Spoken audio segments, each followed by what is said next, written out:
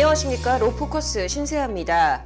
반려동물 천만시대, 올해로 동물보호법 제정 30주년을 맞아 이번 주 로포커스에선 동물 관련한 내용 준비해봤는데요. 관련 내용 취재한 김혜인 기자 옆에 나와 있습니다. 김 기자 어서 오십시오. 네, 안녕하십니까. 네, 최근에 이 동물의 법적 지위를 개선시키자라는 법무부의 민법 개정안이 나왔는데 최근에 이렇게 동물 학대나 피해에 대한 처벌을 좀 높이겠다라는 정부 차원의 움직임이 있었잖아요. 그럼에도 여전히 동물 학대 사건은 이어지고 있다고요?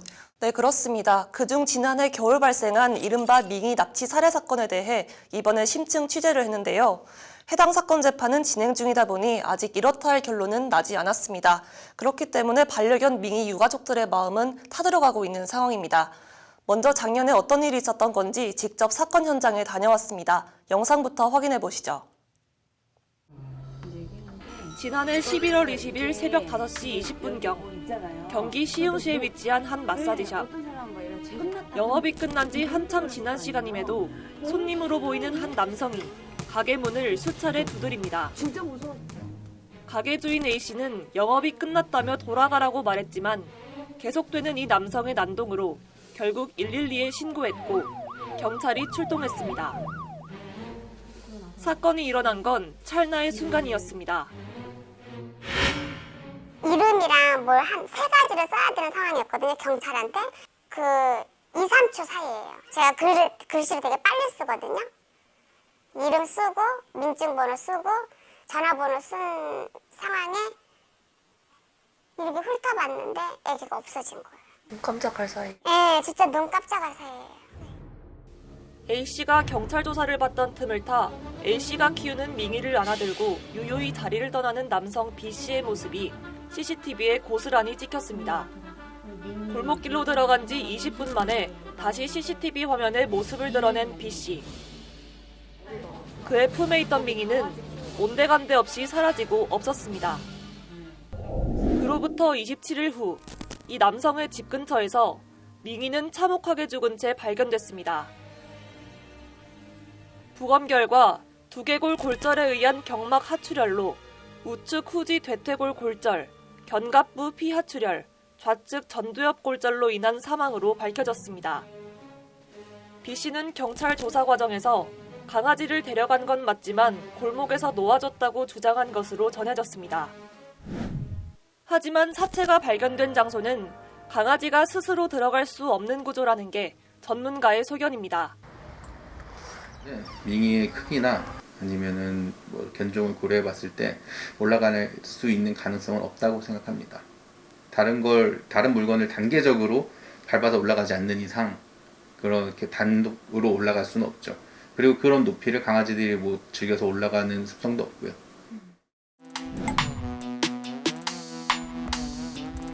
CCTV 속 범인이 모습을 감춘 장소입니다.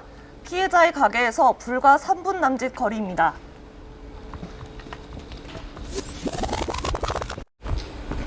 이곳이 반려견 밍이의 시체가 발견된 장소입니다. 보시는 것처럼 높은 담벼락으로 둘러싸여 있습니다. 체구가 작은 강아지가 혼자서 올라가기 힘든 높이입니다.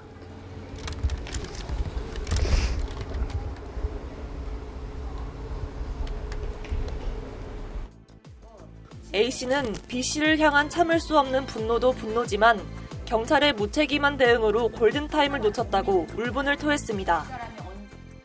전화도 수십 번 하고 했는데도 다 대응해주지 않았어요. 정확하게 얘기도 안 해주고 제발 추측 좀 그만하라고 이런 식으로만 저희한테 뭐라고 그러기만 하고 저희가 낮이면 밤낮으로 새벽으로 우리 애기를 찾기 위해서 전단지를 다 붙이러 다녔던 거야. 동서남북으로.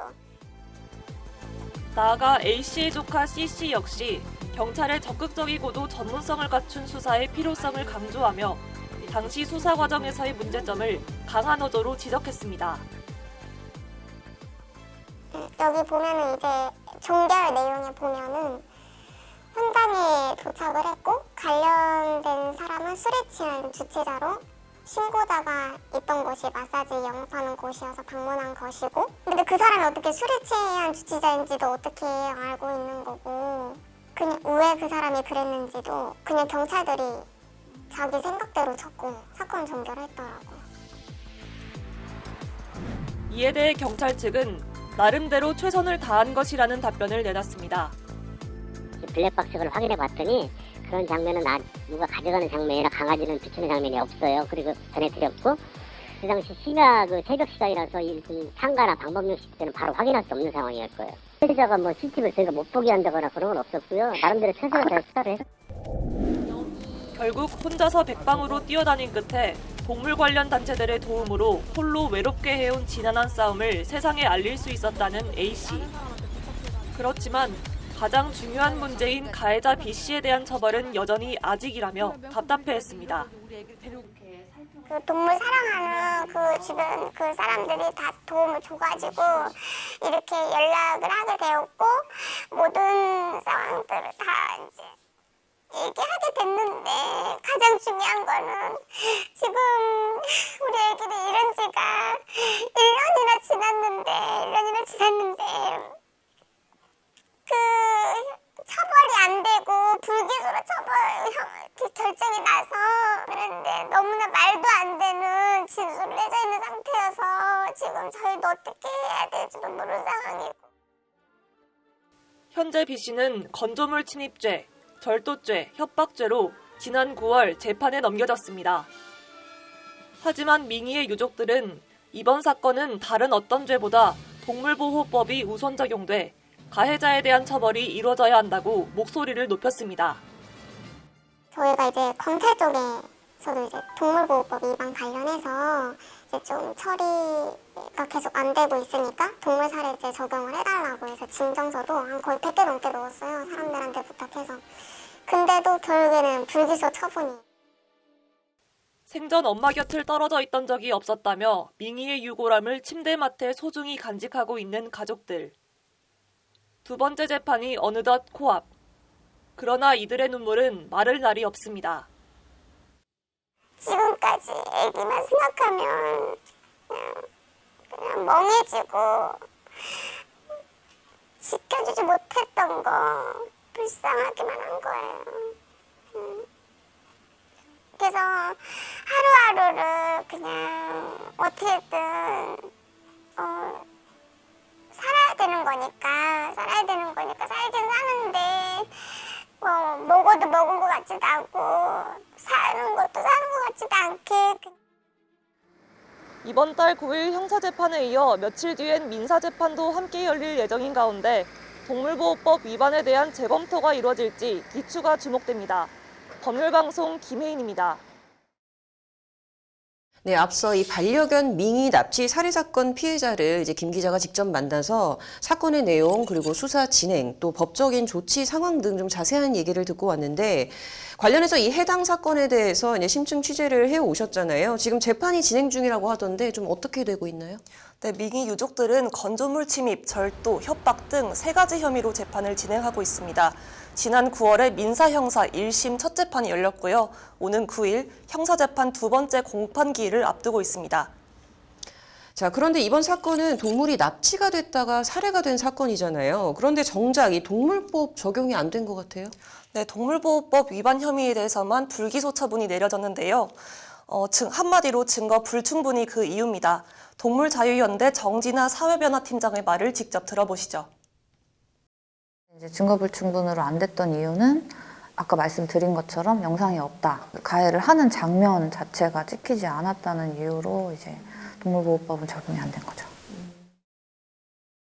즉 피고인 남성 B씨가 민희를 직접 살해했는지 아니면 강아지를 그냥 두고 나왔는데 다른 사람이 살해했는지 여부가 아직 정확하게 밝혀지지 않았습니다. 그래서 B씨가 민희를 죽였다고 단정할 수 없기 때문에 동물보호법은 검찰이 불기소 처분을 내린 겁니다. 네. 자, 이번 경우에서 보듯 사실 이런 동물 살해범이나 학대범에 대한 처벌 기준이 굉장히 좀 엄격하다. 또 죄가 적용이 되더라도 좀 이 동물보호법 처벌 수위가 너무 약한 것 아니냐라는 좀 지적이 많이 나오기도 하죠. 네, 그렇습니다. 앞서 만났던 민희 유족들도 가장 중요한 동물보호법 위반에 대한 혐의만 인정되지 않아 답답하다는 토로를 했는데요. 이에 대해 동물의 권리를 옹호하는 변호사들 대표인 권유린 변호사는 너무 피의자의 주장만을 일방적으로 받아들인 것 아니냐 하는 아쉬움을 토로하기도 했습니다. 직접 들어보시죠. 지금 수사기관에서도 피해자가 동물을 데리고 갔고 지금 사망으로 발견된 장소까지도 데리고 가서 동물 없이 20분 만에 혼자 나온 과정을 인정을 했는데도 불구하고 너무 그 피해자의 주장을 너무 일반적으로 받아들인 게 아닌가. 정황상 사실상 이 동물이 이 사람 외에 다른 사람으로부터 죽음을 당했다라는 증거도 사실은 없긴 하거든요. 그러니까 네, 지금 앞서 저희가 권유린 변호사 말을 들어보긴 했지만 좀 이런 지적들을 의식해서일까요? 법무부에서 동물은 이제 물건이 아니다라는 민법 개정안이 지난 9월 국무회의를 통과를 했습니다. 그리고 이제 국회에서도 동물보호 개정안이 상당수가 발의가 됐잖아요. 그런데도 이 아직까지 동물을 위한 동물보호법은 존재하지 않는다라는 좀 자조 섞인 비난들도 나오죠. 네, 그렇습니다. 특히 현행 동물보호법은 동물 살해에 대해서 매우 엄격한 기준을 갖고 있다는 게 법조계 설명인데요. 권유린 변호사의 얘기를 이어서 들어보시겠습니다. 사람에 대한 부분은 그러니까 사람을 살해한 자는 어떠어떠한 형벌에 처한다라고 해서 그냥 사람을 살해하기만 하면 처벌을 해요. 근데 동물보호법은 뭐 잔인한 방법으로 죽이던가 아니면 화학적인 물리적인 방법으로 죽이던가 조금 더 엄격하게 판단을 하는 편이고요.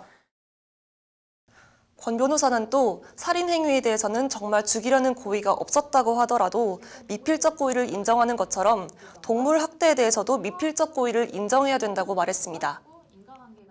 동물한테는 이 정도로 내가 굶기거나 이 정도로 학대를 하면 얘가 죽을 수도 있어라는 생각을 하면서도 분명히 학대 행위를 하는데도 어떠한 확정적인 고의로 학대 행위를 한 거가 아니면은 동물 학대로 처벌하지 않는 경우가 굉장히 많아요. 그래서 미필적 고의에 의한 이제 동물 학대를 조금 더 보다 넓게 인정을 해갖고 처벌이 강화됐으면 하는. 갈수록 동물 학대에 대한 이 사회적 사람들의 공분도 좀 커지고 사회적 인식도 좀 많이 바뀌고 있는데 또 어떤 점들이 개선돼야 한다라는 의견들이 나왔나요? 네, 지금이 반려동물 천만 시대이지 않습니까? 그만큼 많은 이들이 반려동물을 그저 동물이 아닌 가족으로 생각하고 있습니다.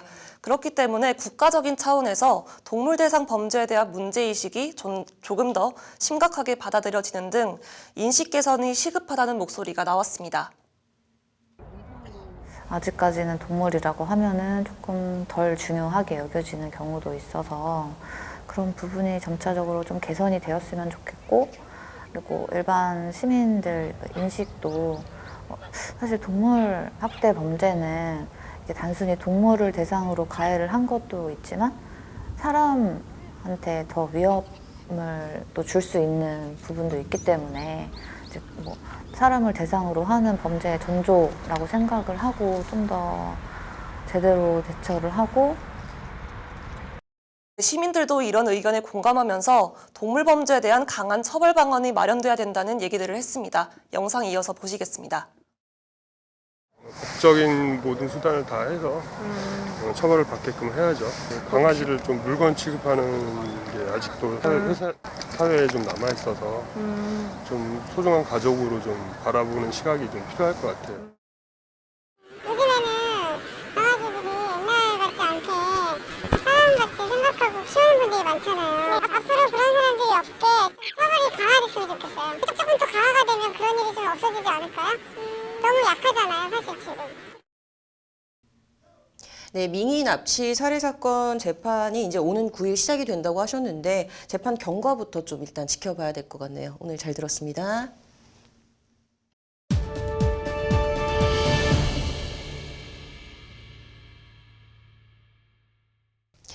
지난해 국내 로펌이 해외에서 벌어들인 법률 서비스 분야 무역 수입이 사상 처음 1조 원을 돌파했습니다. 이는 세계 속에서 국내 로펌의 입지와 위상이 상당해지고 있다는 것을 뜻하는 것으로 보여지는데요. 법률방송 로포커스에서 마련한 코너 K로펌에서는 국내 굴지의 로펌들이 빠르게 변화하고 발전해가는 현 상황에 어떻게 법률적으로 대비하고 발맞춰 나가는지를 전해드립니다. 그 첫 번째로 법무법인 태평양의 인공지능 세상을 대비하는 자세에 대해 장한지 기자가 취재했습니다. 글로벌 리서치 기관 스태티스타에 따르면 세계 인공지능 AI 시장 규모는 2019년 100억 달러를 넘겼고 2025년에는 1000억 달러를 가뿐하게 넘길 것으로 예상되는데 우리 돈으로 계산하면 무려 100조 규모의 시장입니다. 구글, IBM, 페이스북, 아마존, 인텔, 마이크로소프트 등 많은 IT 공룡 기업들을 중심으로 AI 시장 확대가 가속화하고 있습니다. 시장조사 기업 한국 IDC가 최근 발간한 국내 인공지능 2019에서 2023 시장 전망 연구 보고서에 따르면 국내 AI 시장이 향후 5년간 연평균 17.8% 성장해 2023년에는 6,400억 원 이상 규모를 형성할 전망입니다. 인공지능은 금융, 헬스케어, 안전 등 수많은 분야에서 다양한 제품과 서비스로 개발되며 하루가 다르게 우리 일상과 가까워지고 있습니다. 그렇지만 이루다 사건에서 보듯이 불공정과 편견의 위험성, 의사결정에 대한 책임과 손해배상 같은 이슈들은 우리가 함께 풀어가야 할 큰 숙제입니다. 이런 가운데 법무법인 태평양과 한국데이터법 정책학회가 공동으로 인공지능 규제안 어디까지 왔나를 주제로 세미나를 개최했습니다. 인공지능 시대가 본격화되고 AI 기술이 무서운 속도로 발전함에 따라 그 이면엔 윤리 문제가 부작용으로 떠올랐습니다. 이러한 AI 역기능을 최소화하고 규제를 적절히 활용하기 위해 국내외 동향을 알아보고 개선책을 짚어보자는 게 이번 세미나의 취지입니다. 국내에서 AI 규제법이나 가이드라인이 많이 제정되고 있습니다. 근데 이 AI에 대해서 너무 강한 규제를 하게 되면 어떤 혁신을 저해하는 문제가 생기기 때문에 이 분야는 그 어느 분야보다 섬세한 규제와 집행이 필요한 분야라고 할 수 있습니다. 한희봉 법무법인 태평양 대표 변호사는 세계 각국에서는 인공지능 윤리 기준 및 규제안 도입 논의가 활발하게 진행되고 있다며 AI에 대한 세계적 추세에 대해서 다시 한번 강조했습니다. 유럽연합에서는 2019년 AI 윤리 가이드라인이 발표된 데 이어 지난 4월 구체적인 규제 법안이 발의되었고 한국에서도 과학기술정보통신부, 개인정보보호위원회, 방송통신위원회 등 각 정부 부처에서 인공지능 규제안을 발표하거나 준비하고 있습니다. 이를 증명하듯 EU 유럽위원회는 지난 2019년 4월 인공지능에 대한 신뢰성 제고를 위한 AI 윤리 가이드라인을 처음 제시했습니다. 법률적으로 강제성은 없지만 AI 개발 시 충족해야 하는 7가지 조건을 제시했습니다. 해당 가이드라인은 AI는 인간의 자율성을 보장해야 하며 사람들이 AI에 의해 조작돼서는 안 되고 소프트웨어가 내리는 모든 결정에 인간이 개입할 수 있어야 함을 명시하고 있습니다. 2018년 4월에 AI 전략을 수립하고 18년에 합동 계획을 발표하고 그다음에 19년에는 이게 전문가 그룹을 통해서 신뢰할 수 있는 인공지능 윤리 기준 권고안을 발표합니다. 그리고 20년에는 저희가 인공지능 백서를 발표하고 EU가 그다음에 2021년 4월에 인공지능 법안을 발표했죠. EU가 제안한 인공지능 법안, 이른바 EU AIA입니다.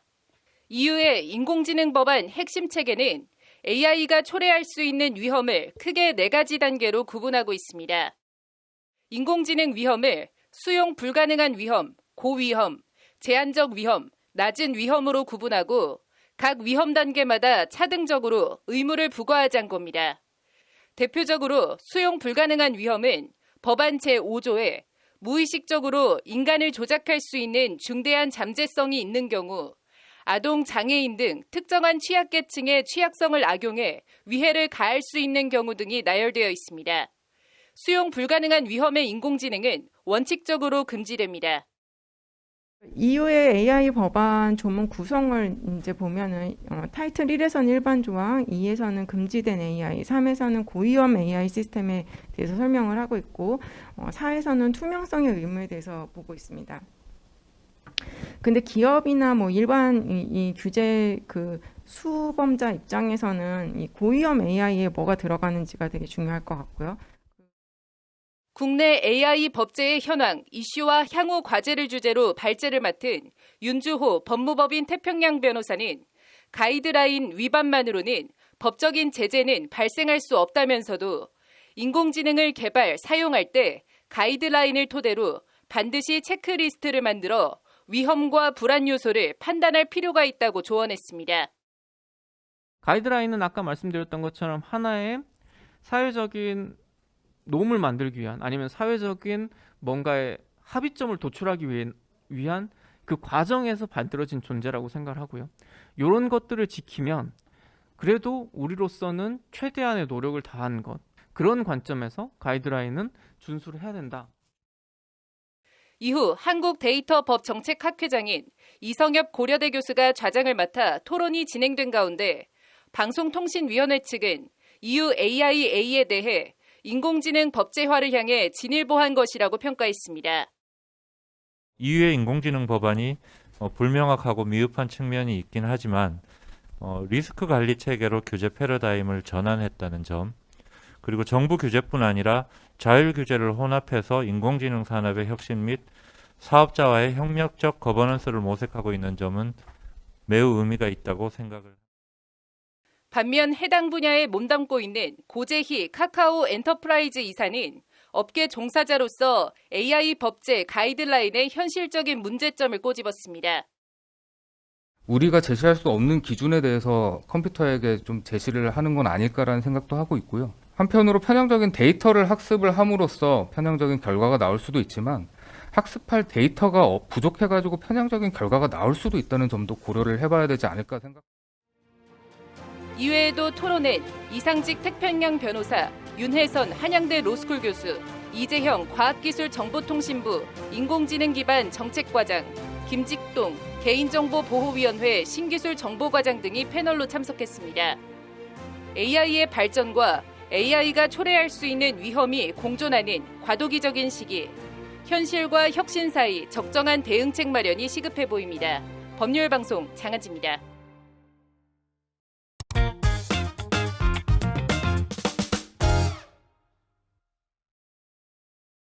변호사 회계사가 말해주는 돈 되는 법. 이번 주는 저번 주에 이어 비상장 주식 투자에 관한 2부 얘기해보도록 하겠습니다. 어서 오십시오, 변호사님. 회장님 어서 오세요. 안녕하십니까. 네, 지난 1부에 이어서 지금 비상장 주식 투자에 대해 얘기를 좀 저희가 해보려고 하는데, 일단은 이 비상장 주식에 투자를 하려면은 그 주식에 대해서 좀 어느 정도 평가가 이루어져야지 의사결정을 할 수가 있잖아요. 변호사님, 이 비상장 주식 평가 보통 어떻게 이루어집니까? 네, 비상장 주식에 대한 평가 방법은 상속세 및 증여세법에 의한 비상장 주식 가치평가 방법이 있는데요. 상속세 및 증여세법 시행령 제49조에 따른 재산의 평가 원칙에 따라서 평가를 진행하여 주당 가치를 산정하게 됩니다. 보통 이런 작업들은 회계사님들이 좀 많이 해주시죠? 네, 저는 이제 비상장 주식가치 평가를 상당히 많은 기간 동안 다수의 회사들을 상대로 평가를 했었는데요. 이러한 이제 비상장 주식가치 평가는 기본적으로 그 법인세법 신고한 3개년도 과거 이제 기준금액에 대해서 이제 총 3년 동안의 가중평균 이제 배수를 산정해서 순손익 가치를 산정합니다. 그리고 이제 평가 기준일을 정하기 때문에 그 기준일상 재무상태표에 이제 해당하는 세법상 이제 그 계산 근거에 따라서 순자산 가치를 산정하고 이제 순손익 가치와 순자산 가치에 대한 이제 비율에 따라서 이제 주식 가치를 산정하게 됩니다. 네, 이런 방식은 비상장 회사 관련 소송이나 아니면 공동사업장과 갈등 같은 거 이렇게 사건 하게 되면 저희들이 매우 유용하게 이렇게 사용해서 법원에 제출하고 있습니다. 회계사님들께서 자료를 잘 정리해 주시더라고요. 네. 자, 그러면 이제 법에서 정하는 이 비상장 주식에 대한 평가 말고 다른 방법으로 평가가 이루어지는 경우도 있나요? 네, 다른 경우도 이제 평가가 이루어지는 경우들도 많이 있는데 그런 경우들은 이제 회계사님께서 좀 많이 이제 하셔서 좀 설명해 주시면 좋을 것 같아요. 네, 많은 분들이 이제 최근에 이제 많은 이제 유니콘 기업이죠. 네. 무신사 패션 플랫폼이나 네. 아니면 이제 쿠팡과 같은 이제 최근에 상장한 이제 회사들의 예전 이제 투자 사례들을 보면 어마어마한 이제 밸류를 받고 이제 투자를 받았다는 이제 기사들을 많이 볼 수 있습니다. 네. 이제 이런 이제 기업 가치를 이제 평가를 할 때 앞서 말씀드린 비상장 주식 가치 평가는 소송 아니면 상속이나 증여 이런 이제 분쟁이나 법적인 이제 업무를 수행을 할 때 많이 평가를 하는 거고요. 그리고 이제 그냥 평소 비상장 주식을 이제 평가를 한다라고 하면 보통 에비타라는 용어의 몇 배 이런 말을 많이 사용을 합니다. 네. 여기서 이제 에비타라는 건 뭐냐면은 이제 우리가 재무제표를 보면 이제 손익계산서상에 이제 세전이익이라는 게 있습니다. 그 세전이익은 이제 법인세를 차감하기 전의 이익인데 여기에서 이제 저희가 회사를 운영하는 데 필요한 이제 고정자산들을 취득을 하죠. 그 고정자산에 대해서 이제 감가상각비가 발생하게 되는데 이러한 감가상각비, 현금 유출이 없는 감가상각비를 이제 가산을 하고 그리고 차입금에 대한 뭐 이제 이자 비용이나 우리 예금에 대한 이자 수익 이런 것들을 가감해서 이제 순이자를 이제 가산해서 이제 말 그대로 그 회사의 이제 영업에 필요한 그 이제 영업 가치를 이제 기준이 되는 영업 가치를 산정하게 됩니다. 그리고 사실 요즘은 뭐 비상장 주식 투자가 많이 이루어지기 때문에 네. 어느 정도 투자 단계별로 좀 정형화되어 있기도 합니다. 보통은 이제 시드 투자 그리고 뭐 시리즈 A, B, C 뭐 가끔은 뭐 D나 E까지 뭐 있기도 하고요. 네. 그리고 프리 IPO라고 해서 이제 상장 직전에 또 투자가 이루어지기도 하는데요. 시드 투자 같은 경우에는 뭐 전체 기업 가치는 뭐 20억 이하 정도 그리고 뭐 투자 금액은 뭐 5에서 10% 지분 그리고 시리즈 A 같은 경우에는 뭐 80에서 100억 그리고 시리즈 B는 뭐 200에서 500억 뭐 어느 정도 이렇게 좀 정해져 있는데요. 투자 단계가 좀 뒤로 갈수록 기업 가치라든지 아니면 투자할 때의 그 투자 규모는 이제 좀 천차만별이고요. 특히나 뭐 프리 IPO 같은 경우에는 기존에 발행된 주식을 매각하는 투자냐, 아니면 신주를 발행하는 것이냐, 그리고 어떤 산업이냐, 그리고 프리 IPO 투자를 받는 사유가 무엇이냐 등에 따라서 좀 차이가 있습니다. 가령 바이오 기업 같은 경우에는 뭐 임상 실패 리스크에 대비해서 미리 좀 유보금을 채우기 위해서 뭐 투자를 받는 경우도 있고요. 제조업 같은 경우에는 아무래도 뭐 설비라든지 새로운 뭐 그 제조 시설의 세팅이라든지 뭐 이런 것들 때문에 투자를 받아서 프리 IPO는 조금 되게 다양하고 그 전에 이제 초기 단계로 갈수록 투자 규모라든지 기업 밸류는 좀 정형화되어 있긴 합니다.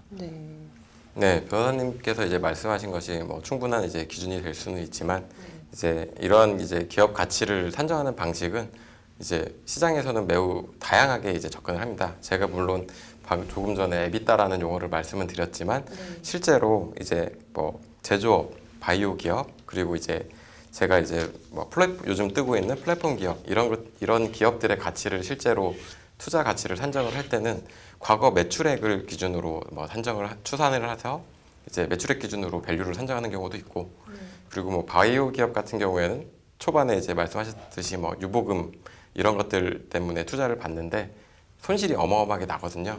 그러면은 이익이 나지 않기 때문에 에비타라는 게 의미가 없어집니다. 그렇기 때문에 이제 말 그대로 그 바이오 개발을 통해서 성공을 했다라고 가정을 하고 그 성공을 했을 때 저 글로벌적으로 이 기술 개발로 인해 매출이 어느 정도 나오고 이걸로 추산되는 이익이 얼마다 이런 식으로 이제 가치를 산정을 하게 됩니다. 네, 그래서 비상장 주식 투자 시에는 뭐 기존 상장 기업이라든지 아니면 유사 기업과 좀 비교를 하는 방식을 많이 취하게 되고 퍼라고 해서 이제 PER이라고 하는데 이거 좀 중요하게 보게 됩니다. 이게 이제 상장 주식 투자에서는 이제 물론 중요하게 보긴 하지만 상대적으로 좀 덜 중요한데요. 근데 이제 비상장 주식에서는 데이터가 많이 없다 보니까 펄을 좀 중요시 여기게 됩니다. 여기서 펄한 이제 주당 순이익을 말하는데 투자 대상 기업과 유사한 업체 아니면 다른 유사한 비상장 기업의 투자 사례들을 펄을 기준으로 해서 좀 참고를 해가지고 합니다. 가령 요새 이제 좀 많이 사용하시는 폴더블 폰이 있지 않습니까? 여기에 이제 사용하는 유리, 즉 플렉시블 디스플레이라고 이제 하는데 거기에 사용되는 유리는 플렉시블 글라스라고 합니다. 근데 이제 이런 것들을 제조하는 기업 중에 많이 알려진 기업이 이제 독일에 쇼트사가 있는데 만약 우리나라에 어떤 새로운 기업이 있는데 유사한 것들을 만든다라고 한다면 이 기업 역시 이제 플렉시블 글라스를 제조한다면 이 기업 가치는 쇼트사와 비교를 해서 쇼트사의 해당 사업 부분이랑 비교를 해서 이 정도면 이제 시장 가치는 어느 정도 되고 영업이익은 어느 정도고 성장은 어떻게 될 것이다 라고 비교해서 이제 가치를 산정하는 방식이죠. 요즘은 뭐 또 테슬라 요건이라고 해서 이제 기술 상장 특례 등으로 인하여 아직 수익이 좀 본격적으로 발생하지 않은 성장 단계 기업도 상장이 되기 때문에 뭐 기업 가치 산정 방식에서는 좀 더 다양한 방식이 있게 됩니다. 뭐 이런 이제 차 변호사님이 말씀하신 방식에 대해서는 뭐 제가 이제 다른 시각에서는 뭐 글쎄라고 이제 생각할 수도 있는데요. 이제 현재 이제 벤처 투자 시장에서는 이제 보통 방금 말씀하신 것처럼 이제 투자가 이루어지는 경우는 말 그대로 뭐 저희가 인터넷 뉴스나 TV 뉴스에서나 볼 수 있는 이제 그런 투자들이 이제 대부분이고요. 뭐 최근에 뭐 사례들을 보면 저희가 뭐 불과 한 2, 3년 사이에 중고 마켓에 대한 기사들을 많이 보셨을 겁니다. 그 기사들을 보면 최초에 이제 우리나라의 중고나라 플랫폼이죠. 네이버 카페 중고나라라는 그 카페가 있었고, 그 중고나라라는 카페는 가치가 거의 한 800억에서 1000억 수준으로 이제 실제로 투자가 이루어졌고 거래가 됐습니다. 그 사례들을 보면 이제 이 기업의 가치가 이 정도였구나라고 생각하는데, 그 이후의 사례들을 이제 투자한 사례들을 보면 지금 또 당근마켓이 뜨고 있잖아요. 네, 그렇죠. 당근마켓은 이제 중고나라가 우리나라의 전국적인 그 사람들을 모아서 그 이제 거래를 하게 하는 플랫폼이다라고 생각을 하면, 당근마켓은 이제 그 지역별로 이제 뭐 당사자들이 직접 중고 거래를 할 수 있는 이제 모바일 플랫폼입니다. 근데 단지 이제 중고나라라는 이제 카페는 1000억에 이제 거래가 됐는데, 그 당근마켓은 이제 수익 구조가 없단 말이에요. 수익 구조도 없고 단지 그 전국적으로 거래하는 망을 지역에 이제 특화를 해서 이제 모바일로 특화를 시켰다는 거. 그것만으로도 시장에서 치는 이제 가치가 최근에는 3천억 밸류로 이제 투자를 받았다는 얘기가 있거든요.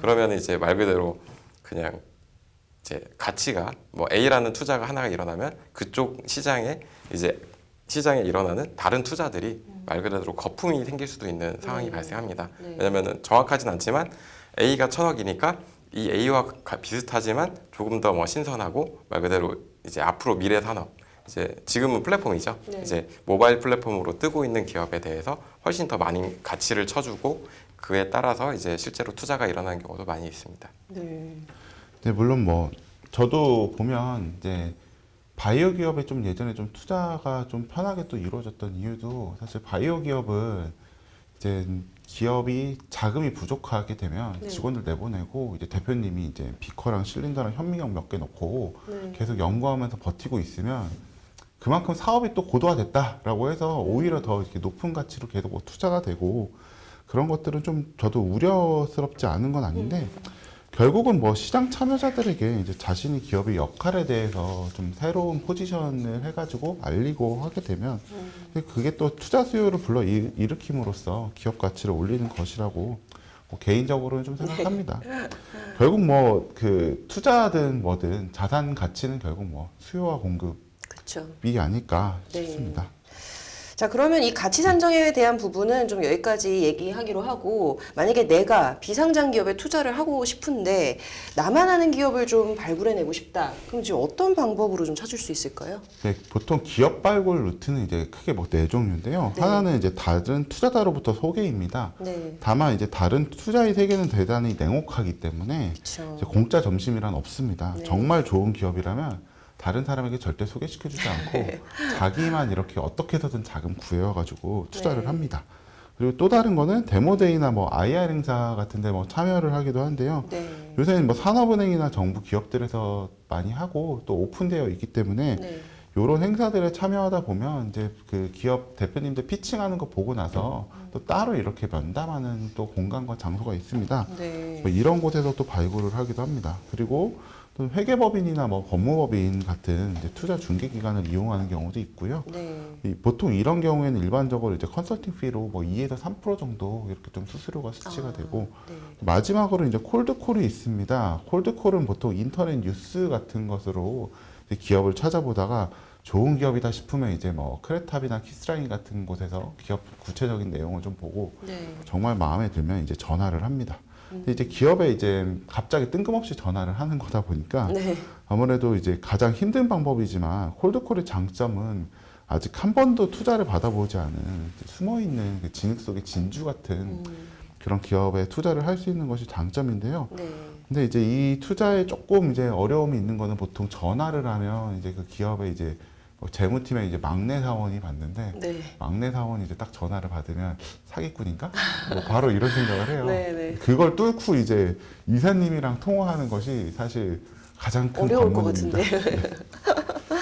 이게 결국에는 이제 약간 콜드콜 같은 경우 발품을 팔아야 된다라는 말씀이신 것 같은데, 좀 마지막으로 언급해 주신 이 콜드콜 경우 갑자기 좀 말씀하신 대로 기업에 내가 투자를 하겠다라고 전화를 딱 급하게 했는데 기업 입장에서는 이게 좀 뭔가 싶을 수도 있을 것 같아요. 네, 그렇죠. 왜냐면은 이제 대부분 이제 기업들이 어느 정도 이제 회사가 정상적으로 운영이 되면 네. 홈페이지를 만들죠. 네. 홈페이지에는 이제 맨 하단 부분에 대표 전화라고 070 뭐뭐뭐 이렇게 써 있습니다. 네. 이제 핸드폰 번호 안 적잖아요. 네. 그래서 이제 070 전화로 이제 전화를 하면 이제 대표 번호로 가는데 대부분 이제 어느 정도 이제 규모가 있는 회사들은 비서실로 연결이 되고 네. 그렇지 않은 경우에는 그냥 관리팀에 있는 그 막내 직원의 옆자리에 있는 네, 바로 옆에 말씀해 주신 대로. 네. 네. 그렇게 이제 전화기를 두고 이제 받게 됩니다. 네. 대부분의 한 95%는 이제 이상한 전화가 오죠. 네. 그렇지만 이제 숨어 있는 이제 1%의 전화가 왔을 때 그거를 센스 있게 임원분들에게 딱 잘 돌려서 이제 연결이 된다면 충분히 좋은 회사를 발굴해서 이제 투자를 받을 수 있는 거죠. 네. 그래서 뭐 사실 뭐 벤처 캐피탈리스트들끼리는 이제 그 1차 수문장을 뚫기 위한 네. 그 대화 노하우를 서로 또 공유를 하기도 합니다. 뚫어야 이제 투자든 뭐든 만나볼 수 있기 때문에. 자, 그럼 이제 실무적으로 들어가서 투자자들이 이 비상장 기업을 투자하기 위해서 가장 또 좋은 방법 뭐가 있을까요? 뭐 이제 요즘에는 이제 개인 투자 조합을 운영하는 이제 전문 엔젤 투자자나 네. 엑셀러레이터 그리고 이제 벤처 캐피탈들이 이제 비상장 투자를 가장 많이 하고 있는데요. 뭐 이런 기관을 통해서 이제 투자를 하는 것이 일단은 리스크를 최소화하는데 개인분들이 최소화하는 데는 가장 좋은 방법이고 그런 이제 뭐 오픈된 사이트들이 많이 존재하고 있기 때문에 충분히 인터넷 검색을 통해서 접근을 하실 수가 있습니다. 뭐 만약에 이제 뭐 편의점을 이제 갔다. 근데 신상품이 나왔어요. 새로운 과자. 예전에 뭐 허니버터 칩 같은 거죠. 그런 칩이 나왔는데 너무 맛있는 거예요. 친구들한테도 추천을 해줬더니 정말 너무 맛있어. 난 너무 이게 좋아. 그러면은 뭐 사람들이 생각할 수 있죠. 이거 어떻게 만든 거지? 이거 만든 회사가 어디지? 라고 하면 이미 대기업입니다. 보통 제조회사는. 그렇지만 그 안에 들어가 있는 세부 납품하는 이제 원재료 이런 것들을 납품하는 다른 회사들을 아름아름 해보면 연구를 하는 거죠. 본인이 뭐 연구를 하면 그런 숨어 있는 이제 회사들이 나와요. 이렇게 크지 않고 한 중소기업 수준의 이런 납품 업체들이 나오는데 이 업체들의 투자 현황을 보면 이제 뭐 갑자기 설비가 엄청 많이 늘어났다든지 뭐 고용이 늘어났다든지 매출이 과거 실적 대비 뭐 2배가 늘어났다. 이런 기업들이 이제 성장 가능성이 되게 높은 기업이고 투자했을 때 본인이 손실을 최소화할 수 있는 방법이 아닐까 생각합니다. 그리고 뭐 또 정책 트렌드도 좀 중요하다라고 저는 생각하는데요. 특정한 시장이 활성화된다라고 하면 대표님께서 일정 수준 이상의 좀 성실성과 역량만 있다면 그 엄청난 뭐 천재적인 역량이 없다 할지라도 충분한 성장성을 갖게 되기 때문입니다. 최근에도 좀 좋은 기업들이 많이 있는데 최근 ESG가 대단히 강조가 됨에 따라 그래서 그린 시스템과 같이 뭐 친환경 플라스틱 사업을 하는 회사 뭐 이런 회사도 있고 뭐 리벨리온과 같이 뭐 AI 반도체 기업도 좋은 투자처가 될 수 있고 또 뭐 이노보틀이라는 회사처럼 좀 인체에 무해한 화장품 용기를 좀 제조하는 회사들 뭐 이런 회사들 또한 최근에 많이 각광을 받고 있습니다. 보통 이제 가서 기업에서 어떤 말씀을 듣게 되면 그 뒤에 해야 될 거는 뭐 자기들이 어디에 뭐 납품 계약 체결돼 있고 뭐 그런 게 있는데 또 그럴 때 대표님들한테 이제 또 투자자는 또 확인해야 되잖아요. 그럼 혹시나 뭐 그쪽 뭐 납품처 담당자 뭐 연락처 알려줄 수 있냐라고 하면 뭐 그게 이제 비밀 계약이 되어 있으면 좀 대표님들이 어려워하는데 사실 대표님들 입장에서 알려주고 싶죠. 그래야 이제 투자가 더 잘 들어오니까 뭐 적극적으로 알려주려고 하고 검증도 많이 도와주십니다. 지금 변호사님, 회계사님 말씀을 종합해 보면 어쨌든 좀 내 스스로도 좀 공부를 많이 하고 연구도 많이 해야 될 것 같은데, 자, 오늘 이 비상장 투자 뭐 방법 그리고 투자 기회를 발견하는 방법 이런 좀 꿀팁들을 들어봤는데요. 좀 주변에 좋은 기업이 있는지 저도 좀 눈여겨봐야겠네요. 네, 오늘 잘 들었습니다.